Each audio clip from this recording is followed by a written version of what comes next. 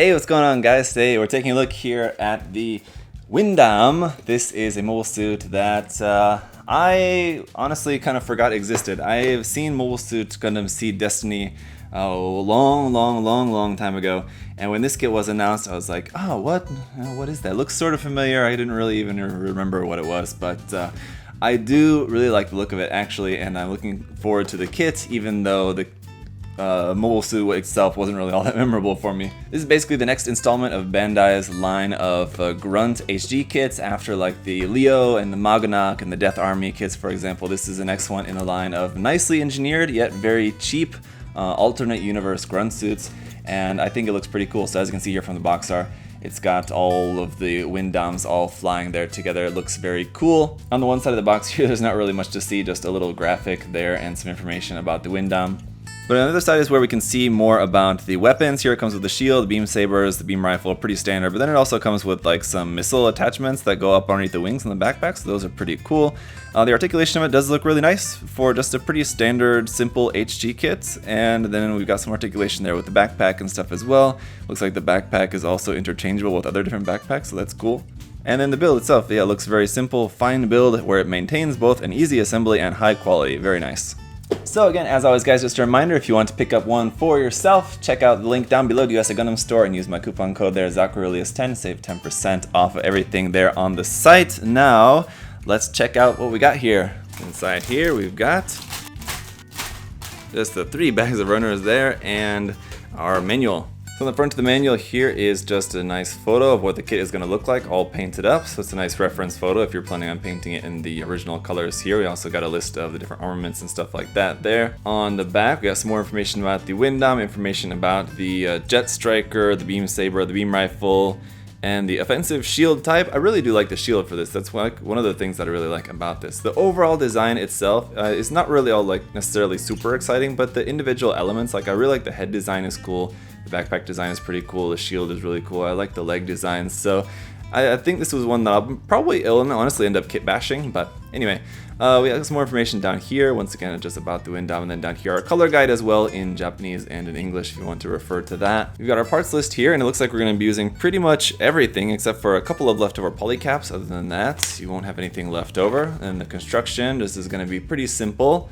Just like a kind of standard, again, like if you built the Leo or the Maganak, I'm guessing it's going to be pretty similar in its construction to that. Just very simple, yet very effective, which is good. Definitely this has more polycaps though than those 2 previously mentioned kits. I can say that with certainty.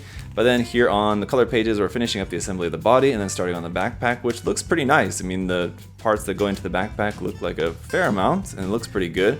Despite this kit being pretty simple, it actually looks like the color separation is pretty good, but we can see a couple of big yellow stickers there on the wingtips, for example, though. Of course, that's pretty expected for an HG kit, though. And then we've got just the weapons here, finishing it up, and the shield, and that's it. Let's get a look at the runners.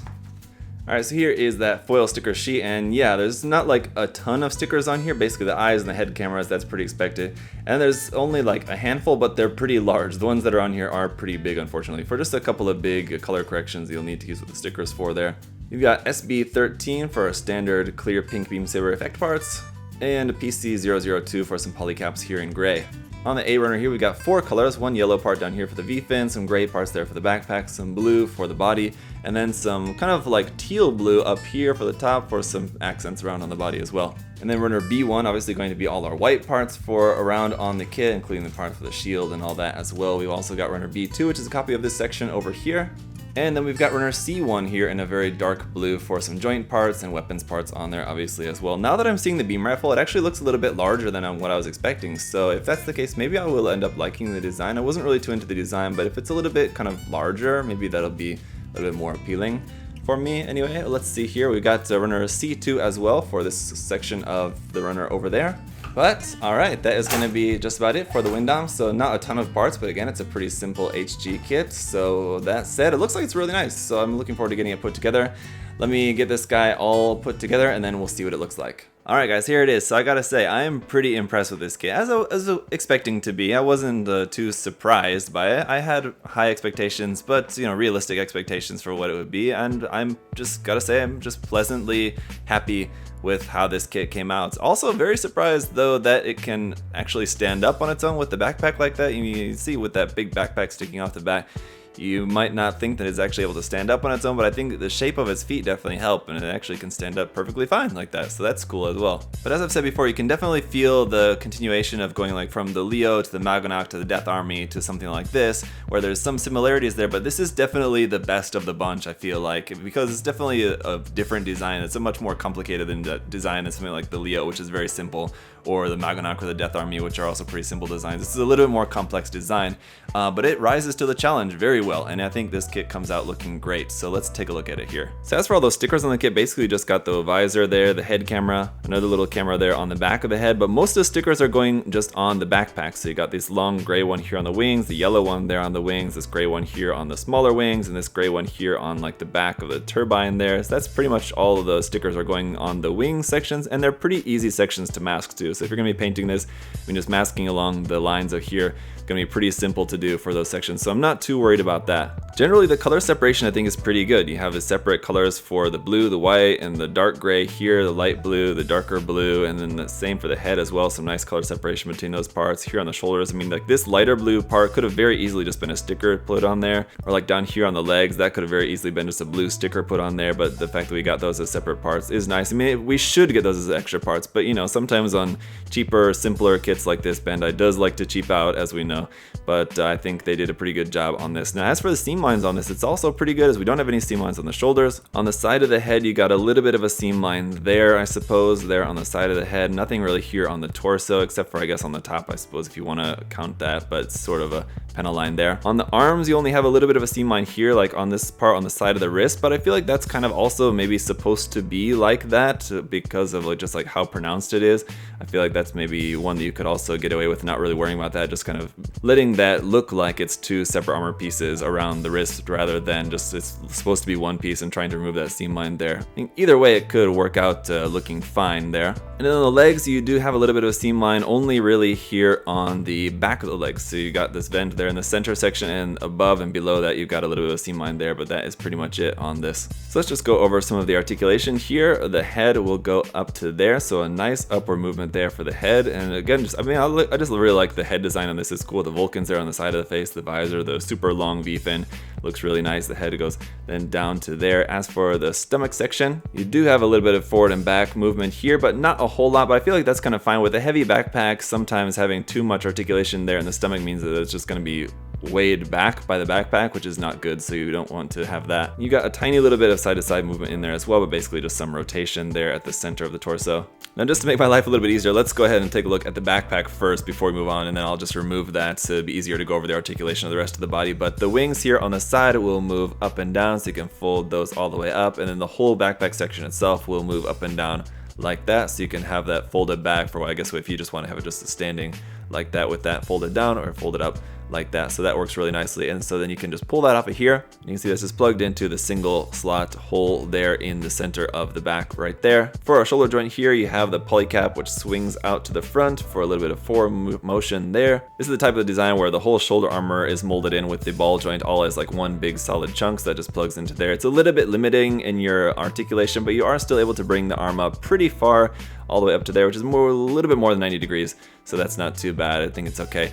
You can rotate the arm there at the top of the arm, and then you can bend the elbow joint that far, which is a pretty nice bend there at the elbow as well. The wrist is just on a ball joint, of course. The front skirts are molded together, but you can separate those. Those can come up all the way, so no problem with that. The side skirts also you can bring up a little bit, so that you're able to bring the legs out to about there, which is plenty enough. I think that should be fine. Our beam saber handles are of course stored here on the side. They don't seem like they're plugged in very securely, but they seem to be holding on there pretty well for the time being anyway. And then our big back skirt piece here is just fixed in place, so that's just solid, nothing moves there.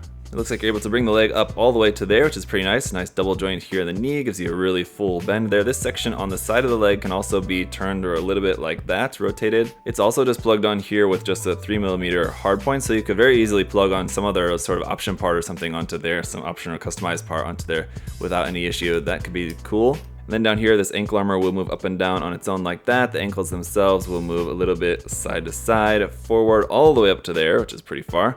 Back all the way back to there, which is also pretty nice. Up underneath the feet, you got some full detail there, no hollow spaces. That all looks very good. Again, I like the different design here for the feet, how having like the kind of two toes there at the back. It's pretty interesting design there for the legs. And then for the accessories, of course, we got our two beam saber effect parts here. We've got the shield, which again, I really like the design of the shield here. This one does have a sticker on it as well. The yellow part there in the center is a yellow sticker. Could have been a separate yellow piece, I suppose, but it's not too bad. On the back side here, a lot more masking required. As you can see, you got like little missile tips in there, the secondary handle, which is just a molded in design. So definitely some masking and painting would be recommended here on the back of the shield. You can see there's 2 points where you could plug in your shield connector here as well, so you have some options with that. And then also the shield itself, you can choose whether to plug it onto the front or the back of the arm by choosing which ball joint you connect that onto, which this just connects into the back of the arm quite simply. And then the beam rifle, which is also very simple. The front handle doesn't move at all, it's just fixed in place. I'm not really too concerned about that, as I usually don't really use that part of the kits. I usually don't have like a two-handed grip kind of pose, but if you wanted to, you would have to modify that. A little separate piece there for the camera, doesn't have any clear part or anything in there. I don't really think it's necessarily supposed to or expected, but again, the design is simple, but it is pretty nice. It's nicely detailed. You have a seam line down the middle of that, again, as you would expect for an HG kit, but overall it's just a simple beam rifle that does look pretty nice. And there's one more thing to clarify about the backpack as well. These parts are removable and actually interchangeable. You can choose whether you want them to be in which particular position. You can switch them around like that, or have 2 on one side, 2 on the other, or just have them all off of there in general. But then you have these attachment points, which you could easily just file down and get rid of those if you wanted to not have those bits on there. But it's a nice little option bits to have there on the wings as well. Here's a quick comparison with the HD Destiny Gundam, which is a much more expensive kit because it's a much more engineered kit. It comes with more stuff and everything like that. But I mean, just side by side, even though this is a much cheaper kit and a much simpler kit, I mean, they still look very comparable side by side. If you were just looking at the two of these together, you wouldn't notice that, okay, this is like the cheaper version of an HD, and this is a little bit more expensive, more engineered version of an HD. I mean, if you look at like certain areas like the elbow joints, things like that, you might notice the difference. But overall, I think it looks great. But man, my love for this kit only is increasing now that I'm getting to posing the kit and trying out some different action poses with this, because it poses really well. It's super simple to just get into a pose. The stability of it is really nice. I mean, despite it being a pretty simple construction, it's quite solid and it holds poses really well. I'm not experiencing any loose sections of the build at all either. I mean, it's got some pretty bulky sections with the big bulky shoulders, a big bulky backpack, but I'm not experiencing any issues with posing it at all, and it poses really nicely. I think it looks great. Just the dynamic, super long V-fin, the backpack, and the long extended shield as well too, just make it doing some cool dynamic poses. It looks great with this kit, so definitely big thumbs up on that. Now, is the kit perfect? No, not necessarily. It's got a couple of stickers, it's got a couple of seam lines on there, which are all pretty expected for an HG kit, so there really shouldn't be any surprises there. But overall, this is exceedingly positive kit. I gotta say, this is definitely probably my favorite of the kits in the line that they've been doing now, these like alternate universe grunt suits. Again, the Leo, the Magonak, the Death Army kit, and now this one. This is definitely my favorite of the ones so far. The Leo was great. The Magonak and the Death Army were a little bit not quite as enjoyable in my opinion. But this one is definitely the best of the bunch. Obviously, it's the most expensive one of the bunch, and it's the most engineered of the bunch, but I think if Bandai keeps on down the line with doing some more similar ones like this, I'm not sure what they'll do next, where they'll go next for doing the next one, but if they keep it up, I'm really looking forward to what they're doing with these type of kits in the future. The next HG grunt suit from an alternate universe, so whatever it ends up being, I don't know. What do you guys think? That's a good question for you guys to let me know your thoughts down in the comments section below. What do you guys think is going to be the next in the line of alternate universe grunt suits to come out as an HG kit sort of like this? So I don't know, there's a lot of possibilities. Maybe something from Gundam X, an actual like regular release of the Gundam Daughters, or the mobile suit Daughters. That could be a thing, possibly. They've kind of already got that with the Eldora Daughters, so I mean, that kind of makes sense. But I don't know, what do you guys think? What are your thoughts? I would love to see something else from Gundam Wing too, but they've already done 2 from Gundam Wing, so they might want to try probably something else non-wing related, I imagine. But something like the Virgo or the Aries would be awesome as well. I'd love to see one of those come out as a proper HG. But I don't know, let me know your guys' thoughts. And if you have any other further questions or comments about this kit, of course, feel free to let me know down in the comment section there as well. Again, thank you to US Gundam Store for their support. Check the link down in the video description and use my coupon code there. And as always, guys, hope you're having a great day. Thanks for watching. I'll see you next time. Bye-bye.